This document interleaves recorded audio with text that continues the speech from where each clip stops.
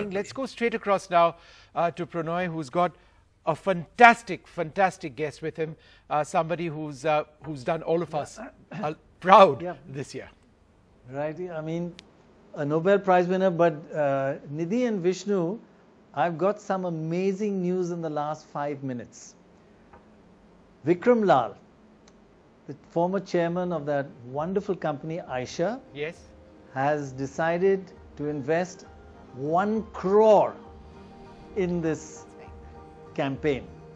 And on top of that, Anita Lal, who is the founder of that tremendously environmentally conscious Good Earth, she's decided to invest 1 crore. So that's 2 crores for that this makes amazing... it so we're above 5 crores now, right?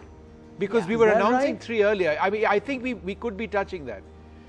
Wow, that just really is makes me feel I'm told so yes. emotional. I'm told yes, Pranoy, 5 crores. Cross 5. We are at 5 crores. That is fantastic.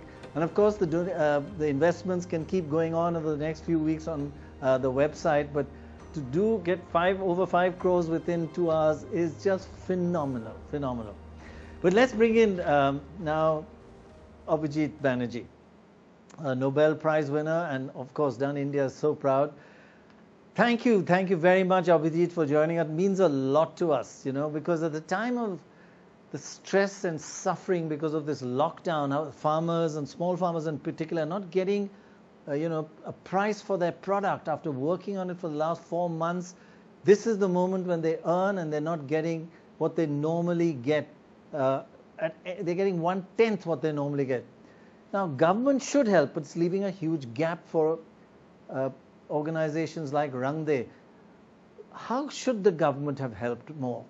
Should it identify the poorest and help only them? But the process of identifying the poorest gets bogged down in bureaucracy. At a time like this, the government should help only the poorest, or should it go further? I would have gone further and gone to every household that's on any list.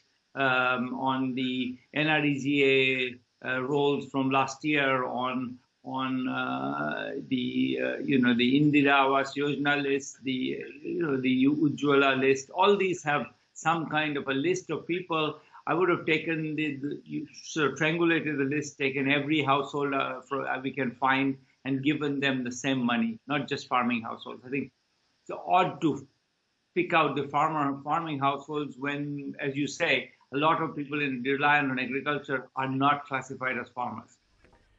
So are you saying that instead of targeting a section of society, for example, the very poorest, it's time to give up the time-consuming process of targeting, which means a lot of work, it's difficult, and essentially ensure that there is some sort of basic income for everyone? In other words, during a crisis, don't be selective?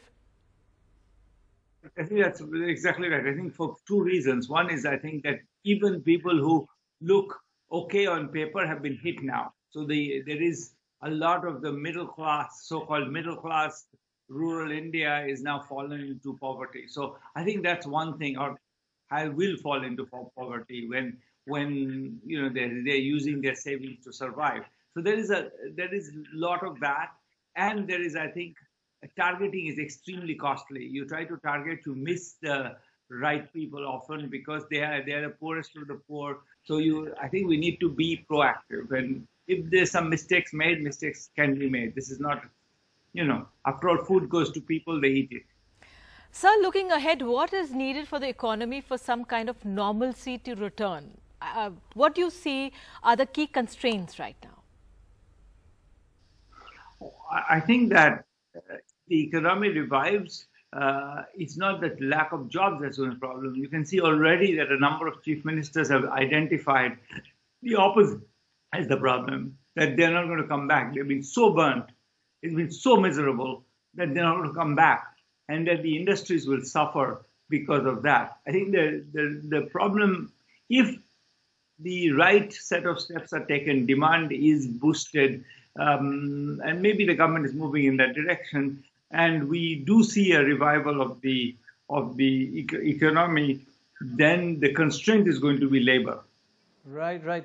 Abhijit, you've been watching heart-rending scenes of migrants with little children. Many of them are agricultural laborers, the poorest of the poor. They've just no livelihood where they are. They're walking hundreds of miles to get to their villages. Has a certain level of trust been broken? And as you say, will they think hard before returning to cities? Or what have you heard? Are migrants actually prepared to go back? And is this, do they just need support at this time, like a short-term loan, interest-free loan, to get them, tie them over this period? They've been burnt very badly. I suspect that a lot of them will hesitate to come back. This history would be written, and I think they are probably even right to worry that, maybe in the fall the infection rates will have an uptick, and then they'll have to have another lockdown, and this time, inshallah, we'll have a better system of dealing with it.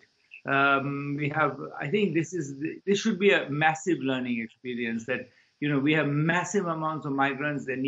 They need social support, especially in a lockdown, because it's not their fault that there's been a lockdown, and we can't expect them to starve to death and continue to do the job. So I really think that this is going to be a kind of a turning point. I hope it's a positive turning point for the economy. बिल्कुल, बहुत बहुत शुक्रिया। जिस तरह से आपने कहा है कि उम्मीद करते हैं पॉजिटिव टर्निंग पॉइंट हो। बहुत बहुत शुक्रिया मिस्टर बैनर्जी।